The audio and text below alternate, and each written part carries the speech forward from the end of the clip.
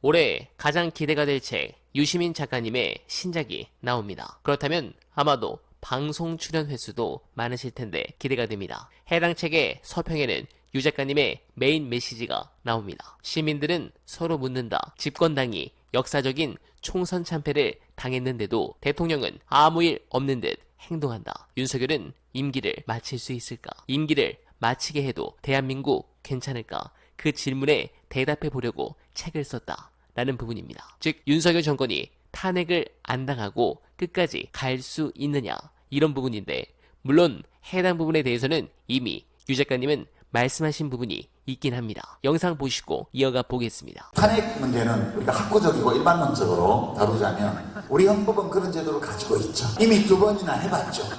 한 번은 헌법재판소에서 법위반이 조금 있긴 한데 그 과태료 처분 정도 해야 될 사항을 가지고 면허박탈을 하면 그건 지나치다 이렇게 해서 기각을 했어요. 노무현 대통령 탄핵 때는. 그리고 박근혜 대통령 탄핵 때는 보니까 면허박탈을 해야 되겠다 그렇게 해서 한 거라서 2번 차이가 있는 결과지만 2번 해봤습니다. 2번도 했는데 3번도 못할 거 뭐이냐.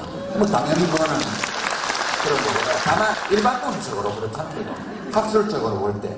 다만 이제 이게 어떤 경우에 탄핵이 되느냐, 어떤 경우에 탄핵을 국회에서 해도 헌법재판소에서 기각이 되느냐, 이걸 보면 이게 민주주의 기본 원리예요. 우리 민주주의가 그래도 건강하다는 게 국민 여론이 압도적으로 탄핵 반대면 헌법재판관들이 그걸 존중해요.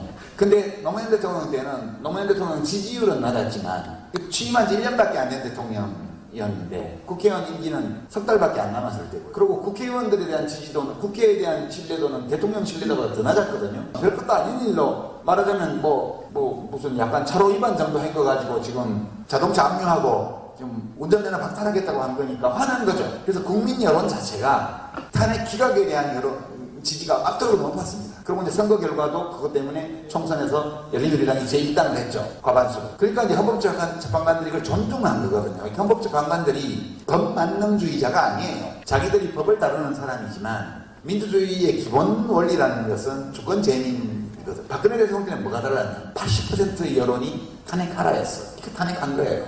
그러니까 문제는 국회 의석수의 구조와 여론의 달라요. 국회 의석 구조가 탄핵을 할 수 있는 구조면 거기에 여론이 뒷받침되면 하는 거예요. 하는데 이게 그냥 정치적 복수심이 아니라 국민 여론이 이거 나라를 위해서, 우리 자신을 위해서라도 이 사람은 더 이상 대통령 자리에 있으면 안 돼 라는 여론이 압도적으로 되면 그게 국회에 반영이 되게 돼 있어요. 그리고 이제 제가 아까 침팬지 폴리틱스 말씀을 드렸는데, 연합이 깨질 때 정권교체가 일어나거든요. 연합이 깨질 때. 그러니까 우두머리 수컷이 될 때 우두머리가 되는 과정에서 연합하는 세력도 있습니다.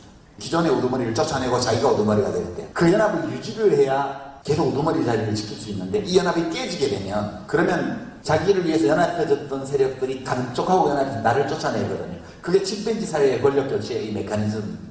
지금 윤석열 대통령은 너무 많은 과거의 연합 동지들을 배신하지 않았나요? 스스로 연합을 다 무너뜨린 거거든요. 굉장히 위험한 상황. 네, 총선 직전 최경영 기자와의 방송에서 200석 안에면 윤석열은 절대 변하지 않을 것이고 더 막 나가는 짓을 할 것이라 예측하셨는데 벌써 적중했습니다. 그러나 이런 행동들은 결국 윤석열 정권이 종말을 앞두는데 그 속도를 더 가속화시킬 것이라고 말씀하시기도 했습니다. 그래서 윤석열 지지율을 더 급락하도록 만들어야 합니다. 저 인간이 지지율 10%대면 이재명 대표 절대 유지 안 나옵니다. 민주당이 이 부분에서 더욱 강하게 나가주시길 부탁드리며, 어나바는 오늘도 최선을 다하겠습니다. 여러분 고맙습니다.